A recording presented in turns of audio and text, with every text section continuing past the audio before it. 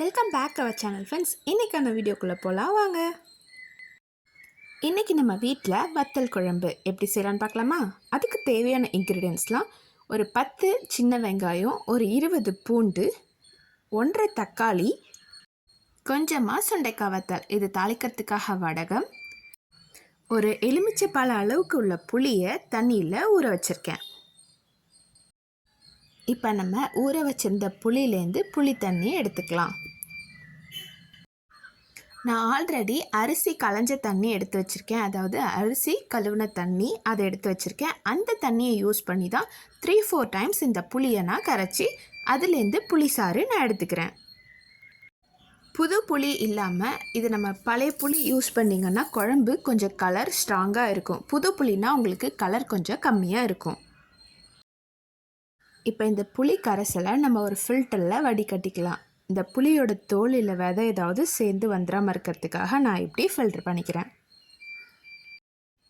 நிறைய தண்ணியை சேர்த்துறாமல் ஓரளவுக்கு திடப்பதமாக இதை எடுத்துக்கோங்க. அடுத்து நம்ம குழம்பு கரைசல் ரெடி பண்ணிடலாம். இதில் கல்லுப்பு ஆட் பண்ணிக்கோங்க. அந்த புளி கரைசல்லையே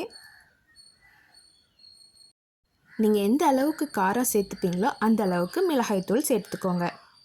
காரம் கம்மியாக சாப்பிடுவீங்கன்னா காரம் கொஞ்சம் கம்மியாக ஆட் பண்ணிக்கோங்க.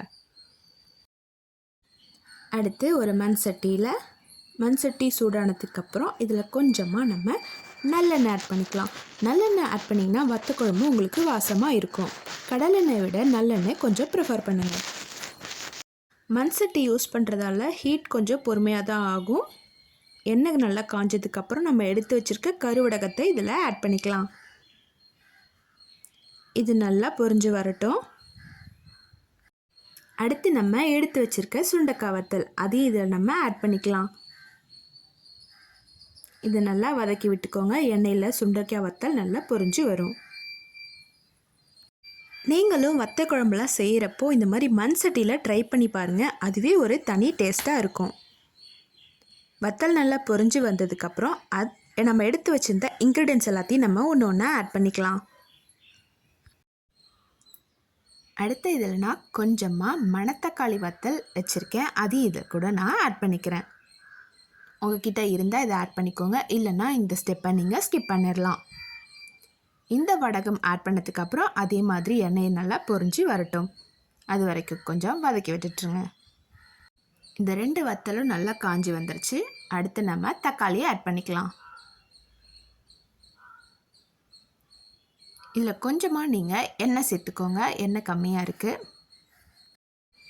தக்காளி கொஞ்சம் வதங்கினதுக்கப்புறம் அடுத்தது நம்ம எடுத்து வச்சுருந்த ஒரு 20 பல்லு பூண்டு, ஒரு 10 சின்ன வெங்காயம் அதையும் இதில் நீங்கள் ஆட் பண்ணிக்கோங்க. பூண்டு நிறைய சேர்த்திங்கன்னா வத்தல் குழம்பு ரொம்ப டேஸ்ட்டாக இருக்கும். பூண்டு உடம்புக்கும் நல்லதும் கூட. சின்ன வெங்காயம் ஆட் பண்ணிங்கன்னா சின்ன வெங்காயம் தான் நமக்கு வத்தல் குழம்புக்கெலாம் டேஸ்ட்டு கொடுக்கும். பெரிய வெங்காயத்தை விட சின்ன வெங்காயத்தை ப்ரிஃபர் பண்ணுங்கள். வத்தல் குழம்புக்கு பெருசாக நமக்கு காய்கறிகள் எதுவுமே தேவைப்படாது. இதை வச்சு நீங்கள் சிம்பிளாக வச்சுக்கலாம். ஒரு 2-3 டேஸ் வரைக்கும் இது கெட்டு போகாமல் இருக்கும்.